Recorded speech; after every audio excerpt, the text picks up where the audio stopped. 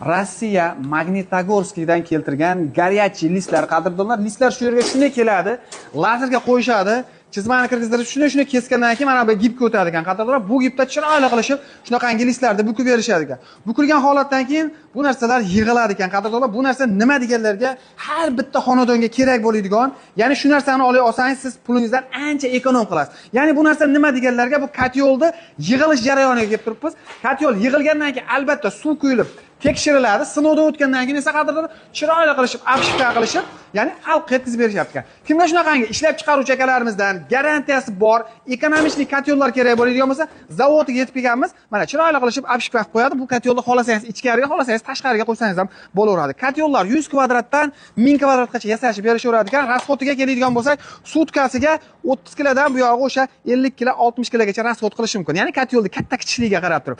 Masalan, bu yerda 100 kvadratli aqlli katyolimiz bir donasi $900 boshlanadi. Dastavkalar butun O'zbekiston bo'yicha kelishilgan narxga yetkazib berishadi. Xolasangiz 200 kvadratli tayyori bor ekan qadrdonlar, narxi $1000 ekan. 300 kvadratli tayyori qadrdonlar, narxi $1100.